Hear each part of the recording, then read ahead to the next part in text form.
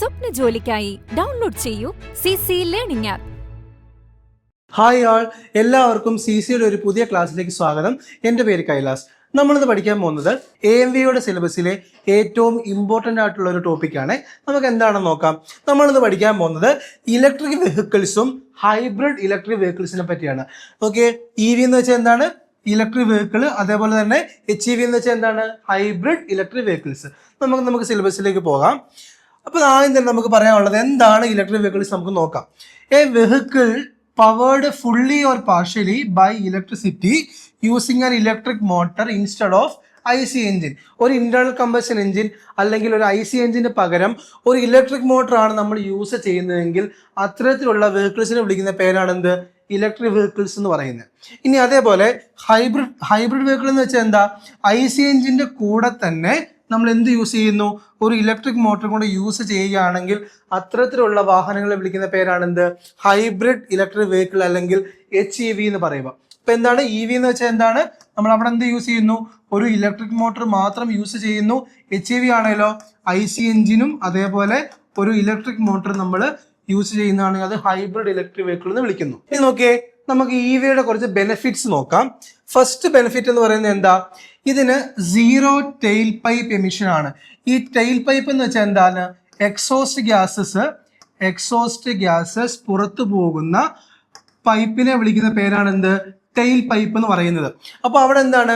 Exhaust ഗ്യാസുകൾ പോകുന്ന ആ ഒരു ടെയിൽ പൈപ്പില് എന്തില്ല? എക്സോസ്റ്റ് ഗ്യാസ് ഒന്നും തന്നെ ഇല്ല. അതായത് carbon monoxide, hydro carbons, nitrous oxide അങ്ങനെയുള്ള എക്സോസ്റ്റ് ഗ്യാസ് ഒന്നും ഇല്ലാത്തതാണ് എന്ത്? ഒന്നാമത്തെ ബെനിഫിറ്റ് എന്ന് പറയുന്നത്. രണ്ടാമത്തെ എന്താ? എഫിഷ്യൻസി കൂടുതലാണ്. എന്ന് വെച്ചാൽ എന്താ? നമ്മൾ ഇലക്ട്രിക് മോട്ടോഴ്സ് ആണ് യൂസ് ചെയ്യുന്നത്. നമുക്കറിയാം എന്താ? IC എഞ്ചിനെക്കാട്ടിലും എഫിഷ്യൻ്റ് ആണ് എന്ത്? ഇലക്ട്രിക് മോട്ടോഴ്സ് എന്ന് പറയുന്നത്.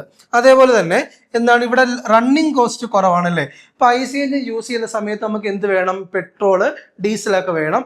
അങ്ങനെയുള്ള കാര്യങ്ങളൊന്നും ഇവിടെ ഇല്ലാത്തത് കൊണ്ട് തന്നെ ഈ ഒരു ഇലക്ട്രിസിറ്റി നമുക്ക് എന്ത് ചെയ്യാൻ പറ്റും? കോസ്റ്റ് കുറച്ചാണ് നമുക്ക് ഈ ഒരു EVയിൽ നമ്മൾ യൂസ് ചെയ്യുന്നത്. അതുകൊണ്ട് തന്നെ നോർമൽ വെഹിക്കിൾസിനെക്കാട്ടിലും കുറച്ചുകൂടെ കോസ്റ്റ് കുറവാണ് എന്ത്? EVയിൽ റണ്ണിങ് കോസ്റ്റ് എന്ന് പറയുന്നത്. ഇനി നോക്കിയേ, അടുത്തൊരു ബെനിഫിറ്റ് ആണ് എന്ത്? Quiet operation. എന്ന് വെച്ചാൽ എന്താ? വളരെ നോയ്സ് കുറവായിരിക്കും. വെരി ലോ നോയ്സ് ആൻഡ് വൈബ്രേഷൻസും നോയ്സും ബാക്കിയുള്ള വാഹനങ്ങളെ വെച്ച് നോക്കുമ്പോൾ എന്താണ്? EVയിൽ വളരെ കുറവാണ്. അത് നോക്കിയേ. അടുത്തെന്ന് പറയുന്നത് എന്താ? ലെസ് മെയിൻ്റനൻസ് എന്ന് വെച്ചാൽ എന്താ? മൂവിങ് പാർട്സ് അതുപോലെ തന്നെ ഓയിൽ ചേഞ്ചസ് ഒന്നും ഇല്ലാത്തത് കൊണ്ട് തന്നെ മെയിൻ്റനൻസ് വളരെ കുറവാണ്. മൂവിങ് പാർട്സ് വളരെ കുറവാണ്. അതുപോലെ തന്നെ ഇവിടെ എന്താണ്? എഞ്ചിൻ ഓയിൽ ഒന്നും നമുക്ക് ചേഞ്ച് ചെയ്യേണ്ട ആവശ്യം വരുന്നില്ല. ഇനി നോക്കിയേ, വളരെ ഇമ്പോർട്ടൻ്റ് ആയിട്ടുള്ളൊരു ഫീച്ചറാണ് റീജനറേറ്റീവ് ബ്രേക്കിംഗ് എന്ന് പറയുന്നത്. എന്ന് വെച്ചാൽ energy recovered during braking charges battery. എന്ന് വെച്ചാൽ നമ്മൾ ബ്രേക്ക് ചെയ്യുന്ന സമയത്തുള്ള എനർജി എന്ത് ചെയ്യുന്നു? റിക്കവർ ചെയ്തിട്ട് അതിന് എന്തിനു വേണ്ടി യൂസ് ചെയ്യുന്നു? ബാറ്ററി ചാർജ് ചെയ്യാനായിട്ട് യൂസ് ചെയ്യുന്നു. അതുകൊണ്ട് തന്നെ അവിടെ നമുക്കൊരു ഒരു എക്കണോമിക്കൽ ആയിട്ടുള്ള ഒരു ബെനിഫിറ്റ് ആണ് എന്ത്? റീജനറേറ്റീവ് ബ്രേക്കിംഗ് എന്ന് പറയുന്നത്. എന്ന് വെച്ചാൽ എന്താണ്? Energy recovered during braking charges the battery. എന്ന് വെച്ചാൽ നമ്മൾ ബ്രേക്കിംഗ് ചെയ്യുന്ന സമയത്ത് എന്ത് സംഭവിക്കുന്നു? എനർജി റിക്കവേർഡ് ആയിട്ട് ആ എനർജി എന്തിനു വേണ്ടി യൂസ് ചെയ്യുന്നു? ബാറ്ററി ചാർജ് ചെയ്യാനായിട്ട് നമ്മൾ EVയിൽ യൂസ് ചെയ്യുന്നു. ഇനി നമുക്ക് കുറച്ച് ചാലഞ്ചസ് നോക്കിയാലോ. എന്ന് വെച്ചാൽ എന്താ? കുറച്ച് വെല്ലുവിളികൾ നോക്കാം EV യൂസ് ചെയ്യുന്ന സമയത്ത്. ഫസ്റ്റ് എന്ന് പറയുന്നത് എന്താണ്? ഇനിഷ്യൽ കോസ്റ്റ് വളരെ കൂടുതലാണ്. അത് നോക്കിയാൽ നമ്മൾ ബാറ്ററി ഒക്കെ വേണ്ടേ? ഈ ബാറ്ററി എന്ന് പറയുന്നത് വളരെ എക്സ്പെൻസീവ് ആണ്. ബാറ്ററി എക്സ്പെൻസീവ് ആയതുകൊണ്ട് തന്നെ നമ്മളിത് വാങ്ങിക്കാനുള്ള കോസ്റ്റ് കുറച്ച് കൂടുതലായിരിക്കും. ഇനിഷ്യൽ കോസ്റ്റ് കൂടുതലാണ്. ഇനി വേറെ കാര്യം നോക്കുവാണെങ്കിൽ, നമ്മളിപ്പം പെട്രോൾ അല്ലെങ്കിൽ ഡീസൽ നമ്മൾ പമ്പിലേക്ക് പോകുന്ന സമയത്ത് നമുക്ക് ഒരുപാട് പമ്പ്സ് അവൈലബിൾ ആണ് അല്ലേ. പക്ഷേ ഇലക്ട്രിക് വെഹിക്കിൾസിന്റെ പ്രത്യേകത എന്ന് വെച്ചാൽ ചാർജിങ് സ്റ്റേഷൻസ് വളരെ ലിമിറ്റഡ് ആണ്. എല്ലാ സിറ്റീസിലും എന്തില്ല? ചാർജിങ് സ്റ്റേഷൻസ് ഇല്ല. അപ്പൊ ലിമിറ്റഡ് ആയിട്ടുള്ള ചാർജിങ് സ്റ്റേഷൻ ആയതുകൊണ്ട് തന്നെ എന്താണ്? ചാർജിങ് ഇൻഫ്രാസ്ട്രക്ചർ കുറച്ച് വീക്ക് അല്ലെങ്കിൽ പുവർ ആണ്. ഓക്കെ, ഇനി അടുത്ത് നോക്കിയേ, ലോങ് ചാർജിങ് ടൈം. നമുക്ക് എന്താണ്? നമ്മൾ ഒരു സ്കൂട്ടർ അല്ലെങ്കിൽ ഒരു കാർ പോയി പെട്രോൾ അടിക്കുന്നതോ ഡീസൽ അടിക്കുന്നതോ എന്ന് പറയുന്നത് സമയം വളരെ കുറച്ചു മതി. പക്ഷെ EVയുടെ പ്രത്യേകത എന്ന് വെച്ചാൽ ചാർജ് ചെയ്യാനായിട്ട് നമുക്ക് എന്താണ്? കുറച്ച് കൂടുതൽ സമയം വേണം. എന്തിനെക്കാട്ടിലും? ഫ്യൂവൽ ഫില്ലിങ്ങിനെക്കാട്ടിലും കുറച്ച് കൂടുതൽ സമയം നമുക്ക് ചാർജിങ്ങിന് ആവശ്യമുള്ളത് കൊണ്ട് തന്നെ എന്താണ് ലോങ് ചാർജിങ് ടൈം ആണ്. ഇനി അടുത്തത് നോക്കിയേ, ലിമിറ്റഡ് ഡ്രൈവിംഗ് റേഞ്ച് എന്ന് വെച്ചാൽ നമുക്ക് എത്തേണ്ട ഡെസ്റ്റിനേഷനിലേക്കോ അല്ലെങ്കിൽ നെക്സ്റ്റ് ചാർജിങ് സ്റ്റേഷൻ എത്തുന്നതിന് മുമ്പായിട്ടോ ഈ ബാറ്ററി എന്താവുന്നു, ബാറ്ററി ഡിസ്ചാർജ് ആകുന്നു എന്നുള്ളൊരു ആങ്സൈറ്റി നമുക്കുണ്ടാകും. അതാണ് എന്ത്, ബാറ്ററി റേഞ്ച് ആങ്സൈറ്റി എന്ന് പറയുന്നത്. അതെന്ന് വെച്ചാൽ എന്താ, ലിമിറ്റഡ് ഡ്രൈവിംഗ് റേഞ്ച്. നമ്മൾ ഒരു തവണ ഫുൾ ചാർജ് ചെയ്തിട്ട് അടുത്ത തവണ ഫുൾ ചാർജ് ആകുന്നത് വരെ എന്താണ്, നമുക്കൊരു ആങ്സൈറ്റി ഉണ്ടാകും, ബാറ്ററി ഡിസ്ചാർജ് ആയി പോകുമോ ഇല്ലയോ എന്നുള്ളത്. ഇനി അടുത്ത് നോക്കിയേ, ബാറ്ററി ഡിസ്പോസൽ ഇഷ്യൂസ്. നമ്മുടെ ഈ ഒരു EVയിൽ യൂസ് ചെയ്യുന്ന ബാറ്ററി നമുക്ക് എന്താണ് ഡിസ്പോസ് ചെയ്യാനായിട്ട് കുറച്ച് ഡിഫിക്കൽട്ടീസ് ഉണ്ട്. എന്ന് വെച്ചാൽ അതിൻ്റെ റീസൈക്ലിങ്ങും അതേപോലെ ഡിസ്പോസലും എന്താണ് അത്യാവശ്യം നല്ല ഡിഫിക്കൽട്ടി ഉള്ളതാണ്.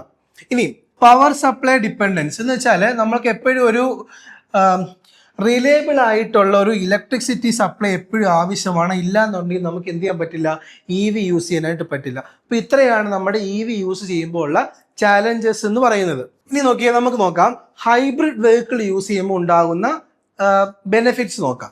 ഫസ്റ്റ് എന്ന് വെച്ചാൽ എന്താണ്, ബെറ്റർ ഫ്യൂൽ എക്കോണമി എന്ന് വെച്ചാൽ എന്താണ്, നമുക്ക് ഇവിടെ നമ്മൾ IC എൻജിൻസിൻ്റെ കൂടെ ഇലക്ട്രിക് മോട്ടോഴ്സുകൾ യൂസ് ചെയ്യുന്നത് കൊണ്ട് തന്നെ എന്ത് പറ്റും, നമുക്ക് നല്ല ഫ്യൂൽ എക്കോണമിയാണ് അല്ലേ. എന്ന് വെച്ചാൽ നമുക്ക് എന്താ ഒരുപാട് കോസ്റ്റ് ഫ്യൂവലിലാകുന്നില്ല. ഇനി അടുത്ത് നോക്കിയേ, lower emission than conventional vehicles. നമ്മൾ പരമ്പരാഗതമായിട്ട് ഉപയോഗിച്ച് വരുന്ന വെഹിക്കിൾസിനെക്കാട്ടിലും എന്താണ് ഇവിടെ എമിഷൻസ് വളരെ കുറവാണ്. എമിഷൻ എന്ന് വെച്ചാൽ എന്താ, നമ്മുടെ എക്സോസ്റ്റ് ഗ്യാസിന്റെ എമിഷൻ വളരെ കുറവാണ്. അതുകൊണ്ട് തന്നെ അറ്റ്മോസ്ഫിയറിക് പൊല്യൂഷൻ അല്ലെങ്കിൽ എയർ പൊല്യൂഷൻ എന്ന് പറയുമ്പോൾ ഈ HEV ഉപയോഗിക്കുന്ന സമയത്ത് നമുക്ക് എന്ത് ചെയ്യാൻ പറ്റും, ഒരു പരിധി വരെ നമുക്ക് ലിമിറ്റ് ചെയ്യാൻ പറ്റും. ഇനി അടുത്തതെന്ന് വെച്ചാൽ എന്താ, longer driving range than EV. നമ്മൾ പറഞ്ഞായിരുന്നു EV യൂസ് ചെയ്യുന്ന സമയത്ത് അവിടെ നമുക്കൊരു ബാറ്ററി ഡിസ്ചാർജിൻ്റെ ഒരു ആങ്സൈറ്റി നമുക്കുണ്ടാകും. പക്ഷെ അങ്ങനെ ഒരു പ്രശ്നം എന്തിന് പറ്റുന്നില്ല, HEVക്ക് പറ്റുന്നില്ല. കാരണം എന്താ, നമുക്ക് ഈ ഇലക്ട്രിക് മോട്ടർ ഇല്ലെന്നുണ്ടെങ്കിൽ നമുക്ക് എന്തുണ്ട്, IC എഞ്ചിൻ അവിടെ അവൈലബിൾ ആണ്. അതുകൊണ്ട് തന്നെ ബാറ്ററി റേഞ്ച് അല്ലെങ്കിൽ ഡ്രൈവിംഗ് റേഞ്ച് എന്ന് പറയുന്നത് അത്യാവശ്യം നല്ലതുപോലെ ഉണ്ട്. ഇനി നോക്കിയേ, ബാറ്ററി ചാർജസ് ഡ്യൂറിങ് ഡ്രൈവിംഗ്. നമ്മൾ ഡ്രൈവ് ചെയ്യുന്ന സമയത്ത് തന്നെ എന്ത് സംഭവിക്കുന്നു, ബാറ്ററി ചാർജ് ആകുന്നു. ഓക്കെ. ഇനി അടുത്തത് reduced fuel consumption in city traffic. നമ്മൾ ട്രാഫിക്കിന്റെ ഒരു പ്രത്യേകത എന്താ, വണ്ടി കൂടെ നമ്മൾ എന്ത് ചെയ്യുന്നു, സ്റ്റാർട്ട് ചെയ്യുകയും ഓഫ് ചെയ്യുകയും ചെയ്യുന്നുണ്ടല്ലേ. അപ്പോൾ ആ സമയത്ത് എന്ന് വെച്ചാൽ നമ്മൾ സാധാരണയുള്ള നമ്മുടെ കാറ് ബൈക്കൊക്കെ ആണെങ്കിൽ ഒരുപാട് ഫ്യൂവല് കൺസ്യൂം ചെയ്യുന്നുണ്ട്. പക്ഷെ ഇവിടെ അങ്ങനെ ഒരു പ്രശ്നമില്ല. എന്താ, നമുക്ക് കുറച്ചുകൂടെ എക്കണോമിക് ആയിട്ട് നമുക്ക് ഈ ഒരു HEVയിൽ യൂസ് ചെയ്യാൻ പറ്റും. അത് മാത്രമല്ല സ്ലോ ആയിട്ട് മൂവ് ചെയ്യുന്ന സമയത്ത് എന്ത് പറ്റുമെന്ന് വെച്ചാൽ ഈ ബാറ്ററി റീചാർജ് ആകുന്നുണ്ട്. അതുകൊണ്ട് തന്നെ അവിടെ എന്ത് പറ്റുന്നില്ല, ഒരു ഫ്യൂവൽ കൺസംപ്ഷൻ ഉണ്ടാകുന്നില്ല. ഇനി നോക്കി നമുക്ക് കുറച്ച് ചാലഞ്ചസ് നോക്കാം. HEV യൂസ് ചെയ്യുമ്പോഴുള്ള ചാലഞ്ചസ് നോക്കാം. ഒന്നാമത്തെ എന്ന് പറയുന്നത് എന്താ, കോംപ്ലക്സ് സിസ്റ്റം ഡിസൈൻ ആണ്. നമുക്ക് EV അപേക്ഷിച്ച് നോക്കുമ്പോൾ ഇവിടുത്തെ സിസ്റ്റം അല്ലെങ്കിൽ അതിൻ്റെ ഒരു ചേസിസ് അല്ലെങ്കിൽ ഫുൾ ഒരു കമ്പോണൻസ് എന്ന് പറഞ്ഞാൽ കുറച്ച് എന്താണ്, കോംപ്ലക്സ് ആണ്. ഇനി നോക്കുകയാണെങ്കിൽ എന്താ, നമുക്ക് IC എഞ്ചിനും ഇലക്ട്രിക് മോട്ടറും രണ്ടും ഉള്ളത് കൊണ്ട് തന്നെ രണ്ടിൻ്റെ എന്താണ് ഓയിൽ ചേഞ്ച്, അതുപോലെ മോട്ടറിൽ ഉണ്ടാകുന്ന റിക്വയർമെന്റ്സ് അതെല്ലാം നമുക്ക് മീറ്റ് ചെയ്യണം. അതുകൊണ്ട് തന്നെ EV അപേക്ഷിച്ച് നോക്കുകയാണെങ്കിൽ ഇവിടെ എന്താണ്, മെയിൻ്റനൻസ് കോസ്റ്റ് കൂടുതലാണ്. ഇനി നോക്കിയാൽ ഹെവി ബാറ്ററി സിസ്റ്റം, ഇവിടുത്തെ ബാറ്ററി എന്ന് പറയുന്നത് കുറച്ച് ഹെവിയാണ് കമ്പയർഡ് ടു EV. അടുത്തത് expensive compared to normal vehicle. നമ്മൾ പെട്രോൾ ഡീസൽ ഉപയോഗിക്കുന്ന വെഹിക്കിൾസിനെക്കാട്ടിലും കുറച്ച് എക്സ്പെൻസീവ് ആണ്. കാര്യം എന്താ, നമുക്ക് ഇവിടെ IC എഞ്ചിനും വരുന്നുണ്ട്, മോട്ടറും വരുന്നുണ്ട്. ഇതിന്റെ മെയിൻ്റനൻസ് കാര്യങ്ങളും എല്ലാം നമ്മൾ മീറ്റ് ചെയ്യണം. അതുകൊണ്ട് തന്നെ അത് മാത്രമല്ല ബാറ്ററിക്ക് ഉണ്ടാകുന്ന ഇനിഷ്യൽ കോസ്റ്റ് അതെല്ലാം കൂടെ വെച്ച് പറയുകയാണെങ്കിൽ എന്താണ്, HEV എന്ന് പറയുന്നത് ഒരു കുറച്ച് കോസ്റ്റ് കൂടിയ വെഹിക്കിളാണ്. അപ്പൊ അടുത്ത് നോക്കിയേ, നമുക്ക് ഈ ഇലക്ട്രിക് വെഹിക്കിൾസ് അല്ലെങ്കിൽ ഹൈബ്രിഡ് വെഹിക്കിൾസുമായിട്ട് ബന്ധപ്പെട്ട് ഇന്ത്യയിലും കേരളത്തിലും അല്ലെങ്കിൽ ഇന്ത്യയിലും പല സ്റ്റേറ്റുകളിലും ആയിട്ടുള്ള കുറച്ച് പോളിസീസ് നോക്കാം. അതിനകത്ത് ആദ്യം നമ്മൾ ഡിസ്കസ് ചെയ്യുന്നത് ഇന്ത്യ EV പോളിസീസ് ആണ്. ഇന്ത്യയിലുള്ള പോളിസീസ് ആണ്. അതിൽ ഫസ്റ്റ് വൺ എന്ന് പറയുന്നത് FAME ആണ്. FAMEയുടെ ഫുൾ ഫോം എന്ന് പറയുന്നത് faster adoption and manufacturing of electric vehicles. അത് വളരെ ഇമ്പോർട്ടൻ്റ് ആണ്. FAME എന്ന് വെച്ചാൽ എന്താണ്, faster adoption and manufacturing of electric vehicles എന്ന് പറയുന്നത്. ഇതെന്താ ചെയ്യുന്നതെന്ന് വെച്ചാൽ നമ്മുടെ ഇന്ത്യയിൽ കൂടുതലായിട്ട് ഇലക്ട്രിക് വെഹിക്കിൾസിനെ പ്രൊമോട്ട് ചെയ്യുന്നു, കൂടുതലായിട്ട് കസ്റ്റമേഴ്സ് വാങ്ങാനായിട്ട് പ്രൊമോട്ട് ചെയ്യുന്നു. പിന്നെന്ന് വെച്ചാൽ എന്താ, കുറച്ച് നമ്മുടെ ചാർജിങ് സ്റ്റേഷൻസിന്റെ എണ്ണം കുറച്ച് കൂടുതൽ കൂട്ടുന്നു. അതാണ് എഴുതിയിരിക്കുന്നത് ഡെവലപ്പ് ചാർജിങ് ഇൻഫ്രാസ്ട്രക്ചർ. പിന്നെന്താ, ഈ ഒരു ഇവിയുടെ പ്രത്യേകത എന്താണ്, കമ്പയർഡ് ടു കൺവെൻഷണൽ വെഹിക്കിൾസ് ഇവിടെ എന്താണ്, പൊല്യൂഷൻ വളരെ കുറവാണ്. അതേപോലെ തന്നെ എൻകറേജ് ഡൊമസ്റ്റിക് മാനുഫാക്ചറിങ്.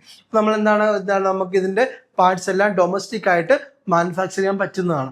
അപ്പോൾ ഈ ഫെയിം എന്ന് പറയുന്നത് അത് നമ്മുടെ എന്താണ് ഫാസ്റ്റ് ആയിട്ട് ഇലക്ട്രിക് വെഹിക്കിൾസിനെ അഡോപ്റ്റ് ചെയ്യാനും മാനുഫാക്ചർ ചെയ്യാനും വേണ്ടിയിട്ടുള്ള ഒരു ഇന്ത്യൻ പോളിസിയാണ്. അതിന്റെ ഫുൾ ഫോം എന്താണ്, faster adoption and manufacturing of electric vehicles എന്നാണ് പറയുന്നത്. രണ്ടാമത്തെ ഒരു പോളിസി എന്ന് പറയുന്നത് national electric mobility mission plan NEMMP എന്ന് പറയും. അതും ഇന്ത്യയിലുള്ള ഒരു പോളിസിയാണ്. Encourages electric mobility in India. അതും എന്താണ്, റെഡ്യൂസ് ഫ്യൂവൽ ഡിപ്പെൻഡൻസി. ഈ ഫെയിമിന്റെ പോലെ തന്നെ ഇലക്ട്രിക് വെഹിക്കിൾസിന്റെ ഒരു അഡാപ്ഷനും മാനുഫാക്ചറിങ് ഒക്കെ എൻകറേജ് ചെയ്യാൻ വേണ്ടിയിട്ടുള്ള ഇന്ത്യയിലുള്ള ഒരു പോളിസിയാണ് എന്ത്, NEMMP എന്ന് പറയുന്നത്. ഫുൾ ഫോം എന്താണ്, national electric mobility mission plan എന്നാണ് പറയുന്നത്. ഇനി അടുത്തതെന്ന് പറയുന്നത് നമ്മൾ സ്റ്റേറ്റുകളിലേക്ക് പോവുകയാണെങ്കിൽ അവിടെ എന്തൊക്കെ പോളിസീസ് ഉണ്ടെന്ന് നോക്കാം. ഒന്നാമത്തേന്ന് പറയാൻ നോക്കിയേ, നമ്മൾക്ക് ആദ്യമായിട്ട് ഒരുപാട് ഇന്ത്യൻ സ്റ്റേറ്റുകൾ എന്താണ് ടാക്സ് എക്സംഷൻ കൊടുക്കുന്നുണ്ട്. അതേപോലെ രജിസ്ട്രേഷൻ ഫീസ് ഒരു കുറച്ച് കൊടുക്കുന്നുണ്ട്. അതേപോലെ തന്നെ purchase subsidy, charging station support. എന്ന് വെച്ചാൽ ഫസ്റ്റ് പോയിന്റ് എന്താ, ടാക്സ് എക്സംഷൻ എന്ന് വെച്ചാൽ എന്താ, ടാക്സ് വളരെ കുറവാണ്.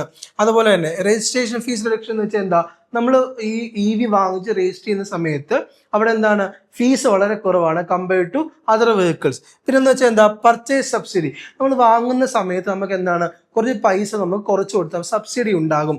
പിന്നെന്താണ്, ചാർജിങ് സ്റ്റേഷൻ സപ്പോർട്ട്. ഒരുപാട് ചാർജിങ് സ്റ്റേഷൻസ് ഉണ്ടായിരിക്കും. അടുത്ത ഒരു ഇമ്പോർട്ടൻറ്റ് പോളിസിയാണ് ബാറ്ററി സ്വാപ്പിംഗ് പോളിസി എന്ന് പറയുന്നത്.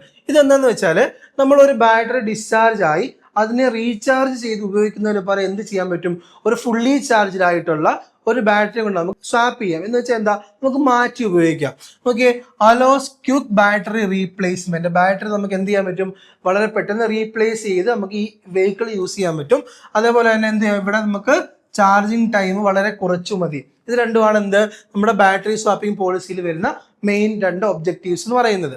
ഇനി നമുക്ക് നോക്കാം ഇലക്ട്രിക് വെഹിക്കിൾസിനകത്ത് അല്ലെങ്കിൽ ആ ഒരു ഡ്രൈവ് സിസ്റ്റത്തിൽ എന്തൊക്കെയുണ്ട്, അതിന്റെ വർക്കിംഗ് പ്രിൻസിപ്പിൾ എന്തൊക്കെയാണെന്ന് നോക്കാം. It converts electrical energy into mechanical energy for vehicle motion. ഇവിടെ എന്താ സംഭവിക്കുന്നത്, നമ്മുടെ ഇലക്ട്രിക്കൽ എനർജി എന്തായിട്ട് മാറുന്നു, മെക്കാനിക്കൽ എനർജി ആയിട്ട് മാറുന്നു. ഇതിന്റെ ഒരു പ്രിൻസിപ്പിൾ എന്താ നോക്കിയേ, ബാറ്ററിയാണ് എന്ത് കൊടുക്കുന്നത്, ഇലക്ട്രിസിറ്റി സപ്ലൈ ചെയ്യുന്നത് ബാറ്ററിയാണ്. അതുപോലെ തന്നെ അവിടെ ഒരു കൺട്രോളർ ഉണ്ട്, കൺട്രോളർ റെഗുലേറ്റ്സ് പവർ. കൺട്രോളറാണ് എന്ത് ചെയ്യുന്നത്, പവർ കൺട്രോൾ ചെയ്യുന്നത് അല്ലെങ്കിൽ റെഗുലേറ്റ് ചെയ്യുന്നത്. അതേപോലെ തന്നെ മോട്ടർ റൊട്ടേറ്റ്സ് ദ വീൽസ്. അവിടെ നമുക്ക് മോട്ടർ ഉണ്ട്, മോട്ടറാണ് എന്ത് വീൽസിനെ റൊട്ടേറ്റ് ചെയ്യിക്കുന്നത്. അപ്പൊ ആദ്യം എന്താണ്, ബാറ്ററി എനർജി സപ്ലൈ ചെയ്യുന്നു അല്ലെങ്കിൽ ഇലക്ട്രിസിറ്റി സപ്ലൈ ചെയ്യുന്നു, കൺട്രോളർ അതിനെ കൺട്രോൾ ചെയ്യുന്നു, പവറിനെ കൺട്രോൾ ചെയ്യുന്നു. മോട്ടർ ഉണ്ട് എന്തിനു വേണ്ടിയിട്ട്, വീൽസിനെ റൊട്ടേറ്റ് ചെയ്യാനായിട്ട് മോട്ടേഴ്സ് ഉണ്ട്. അപ്പൊ നമുക്കിവിടെ നോക്കാം എന്താണ് ബ്ലോക്ക് ഡയർ എന്താന്ന് നോക്കാം, അല്ലെങ്കിൽ ഇലക്ട്രിക് വെഹിക്കിൾസിലുള്ള ബ്ലോക്ക് ഡയർ എന്താന്ന് നോക്കാം. ഫസ്റ്റ് എന്താണ് വരുന്നത്, ബാറ്ററിയാണ് വരുന്നത്.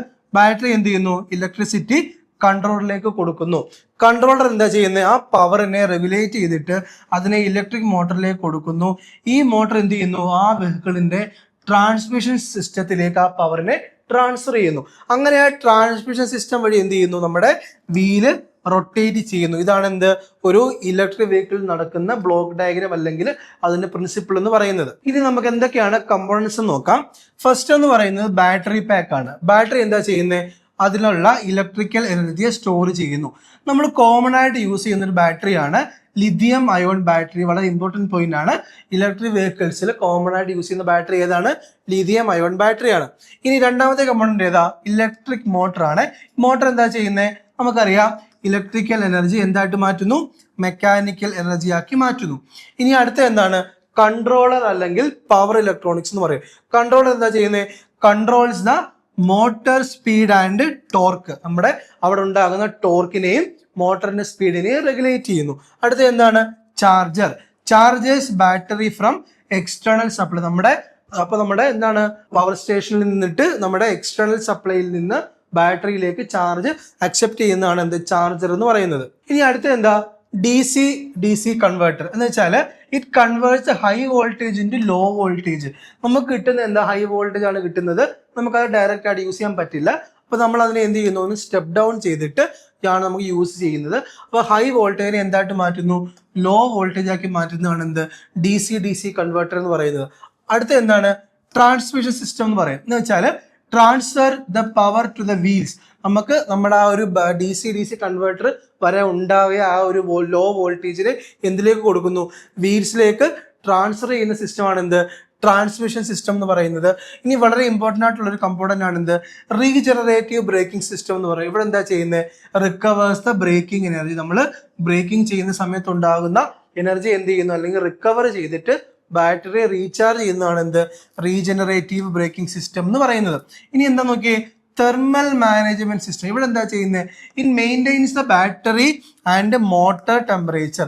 നമ്മളിവിടെ ഇലക്ട്രിക്കൽ എനർജി അല്ലേ പോകുന്നത്, നമുക്കറിയാം ജൂൾസിലോ അനുസരിച്ച് എന്താ അവിടെ ഒരു ഹീറ്റ് ഉണ്ടാകുന്നുണ്ട്. ആ ഹീറ്റിനെ അല്ലെങ്കിൽ ആ അവിടെ ഉണ്ടാകുന്ന ടെമ്പറേച്ചറിനെ മെയിൻറ്റെയിൻ ചെയ്തിട്ട് ബാറ്ററിയെ സേഫ് ആക്കി വെക്കുന്നതാണ് എന്ത്, തെർമൽ മാനേജ്മെന്റ് സിസ്റ്റം എന്ന് പറയുന്നത്. ഓക്കെ, അപ്പോൾ നമുക്ക് കമ്പോണൻസിന്റെ ഫിഗർ എന്താണെന്ന് നോക്കാം. നമുക്ക് എവിടെ നോക്കിയാൽ മോട്ടർ ഉണ്ട്, കൺട്രോളർ ഉണ്ട്, ഇൻവെർട്ടർ ഉണ്ട്, ചാർജ് പോർട്ട് ഉണ്ട്, traction battery pack, charger, auxiliary battery, D C converter, transmission. ഇവയൊക്കെയാണ് എന്ത്, ഒരു ഇലക്ട്രിക് വെഹിക്കിൾസിൽ ഉള്ള കമ്പോണൻസ് എന്ന് പറയുന്നത്. അപ്പൊ നോക്കിയേ, നമുക്ക് ഹൈബ്രിഡ് വെഹിക്കിൾസിന്റെ ടൈപ്സ് നോക്കാം. ഒന്നാമത്തേത് പറയുന്നത് എന്താണ്, സീരീസ് ഹൈബ്രിഡ് ആണ്. രണ്ടാമത്തെ എന്താ, പാരലൽ ഹൈബ്രിഡ്. മൂന്നാമത്തെ എന്താ, സീരീസ് പാരലൽ ഹൈബ്രിഡ്. അപ്പോൾ ചെറിയ ഡിഫറൻസ് മാത്രമേ ഉള്ളൂ. സീരീസ് എന്ന് വെച്ചാൽ engine charges battery and motor drives the wheel. ഇവിടെ നോക്കിയേ, എഞ്ചിനാണ് ബാറ്ററിയെ ചാർജ് ചെയ്യുന്നത്, അതുപോലെ മോട്ടറാണ് എന്ത്, വീൽസിനെ ഡ്രൈവ് ചെയ്യുന്നത്. പക്ഷെ പാരലാണേലോ engine and motor both drives the wheels. അപ്പോൾ ചെറിയ ഡിഫറൻസ് മാത്രമേ ഉള്ളൂ. എന്താ നോക്കിയേ, ഇവിടെ സീരീസ് ആണെങ്കിൽ എഞ്ചിനാണ് ബാറ്ററിയെ ചാർജ് ചെയ്യുന്നത്, അതേപോലെ തന്നെ മോട്ടറാണ് വീൽസിനെ റൊട്ടേറ്റ് ചെയ്യുന്നത്. അതാണ് സീരീസിന്റെ പ്രത്യേകത. പാരലൽ വരുമ്പോൾ എന്താ, എഞ്ചിനും മോട്ടറും എന്ത് ചെയ്യുന്നുണ്ട്, വീൽസിനെ ഡ്രൈവ് ചെയ്യുന്നുണ്ട്. ഇനി മൂന്നാമത്തെ എന്ന് വെച്ചാൽ വളരെ ഈസിയാണ്, എന്താ, കോമ്പിനേഷൻ ഓഫ് ബോത്ത് സിസ്റ്റം. ഈ സീരീസിന്റെയും പാരലിന്റെയും ഒരു കോമ്പിനേഷൻ ആണ് എന്ത്, മൂന്നാമത്തെ ടൈപ്പായ സീരീസ് പാരലൽ എന്ന് പറയുന്നത്. അപ്പൊ എന്താണ്, ചെറിയ ഡിഫറൻസ് മാത്രമേ ഉള്ളൂ. സീരീസ് ആണെങ്കിൽ എന്താണ്, engine charges battery and motor drives the wheel. Parallel ആണെങ്കിലോ എഞ്ചിനും മോട്ടർ എന്ത് ചെയ്യുന്നുണ്ട്, വീൽസിനെ ഡ്രൈവ് ചെയ്യുന്നുണ്ട്. സീരീസ് പാരലൽ ആണെങ്കിൽ ഈ രണ്ട് സിസ്റ്റത്തിന്റെയും കോമ്പിനേഷൻ ആണ് മൂന്നാമത്തെ സിസ്റ്റം എന്ന് പറയുന്നത്. ഇനി നമുക്ക് ഹൈബ്രിഡ് വെഹിക്കിൾസിന്റെ കമ്പോണൻസ് നോക്കാം. ഒന്നാമത്തെ എന്ന് പറയുന്നത് ഐ സി എഞ്ചിൻ തന്നെയാണ്. ഐ സി എഞ്ചിൻ എന്താ ചെയ്യുന്നത്, മെക്കാനിക്കൽ പവർ പ്രൊവൈഡ് ചെയ്യുന്നു. ഇനി അടുത്ത എന്താ, ഇലക്ട്രിക് മോട്ടർ അല്ലേ. ഇവിടെ എന്താ ചെയ്യുന്നത്, അസിസ്റ്റ് ദ എഞ്ചിൻ. നമ്മുടെ ഓൾറെഡി നമുക്ക് എഞ്ചിൻ ഉണ്ട്, ആ എഞ്ചിനെ എന്ത് ചെയ്യുന്നു, ഒന്ന് അസിസ്റ്റ് ചെയ്തിട്ട് ആ എഫിഷ്യൻസി ഇംപ്രൂവ് ചെയ്യുന്ന സഹായിക്കുന്നതാണ് എന്ത്, ഇലക്ട്രിക് മോട്ടറിന്റെ HEV ഫംഗ്ഷൻ എന്ന് പറയുന്നത്. ഇനി എന്താ, ബാറ്ററി പാക്ക് എന്താ ചെയ്യുന്നത്, നമുക്ക് ഓൾറെഡി അറിയാം. ഇവിടെ എന്ത് സ്റ്റോർ ചെയ്യുന്നു, ഇലക്ട്രിക്കൽ എനർജിയെ സ്റ്റോർ ചെയ്യുന്നതാണ് എന്ത്, ബാറ്ററി പാക്കിന്റെ ഫംഗ്ഷൻ എന്ന് പറയുന്നത്. ഇനി ഇവിടെ അടുത്തൊരു പാർട്ടാണ് ജനറേറ്റർ എന്ന് പറയുന്നത്. ഇവിടെ എന്താ ചെയ്യുന്നത്, പ്രൊഡ്യൂസേഴ്സ് ഇലക്ട്രിസിറ്റി ഫ്രം എഞ്ചിൻ. നമ്മുടെ എഞ്ചിനിൽ നിന്ന് ഇലക്ട്രിസിറ്റിയെ പ്രൊഡ്യൂസ് ചെയ്യുക എന്നുള്ളതാണ് ഇവിടുത്തെ ജനറേറ്ററിന്റെ ഫംഗ്ഷൻ എന്ന് പറയുന്നത്. ഇനി അടുത്തൊരു കമ്പോണന്റ് ആണ് പവർ കൺട്രോൾ യൂണിറ്റ് എന്ന് പറയുമ്പോൾ. ഇവിടെ എന്താ ചെയ്യുന്നത്, ആ ഒരു എനർജിയെ നമ്മൾ എന്ത് ചെയ്യുന്നു, അല്ലെങ്കിൽ ആ എനർജി അല്ലെങ്കിൽ പവറിനെ കൺട്രോൾ ചെയ്യുന്നതാണ് എന്ത്, പവർ കൺട്രോൾ യൂണിറ്റ് എന്ന് പറയുന്നത്. ഇനി അടുത്ത കമ്പോണന്റ് എന്ന് പറയുന്നത് എന്താണ്, ഫ്യൂൽ ടാങ്ക് ആണ്.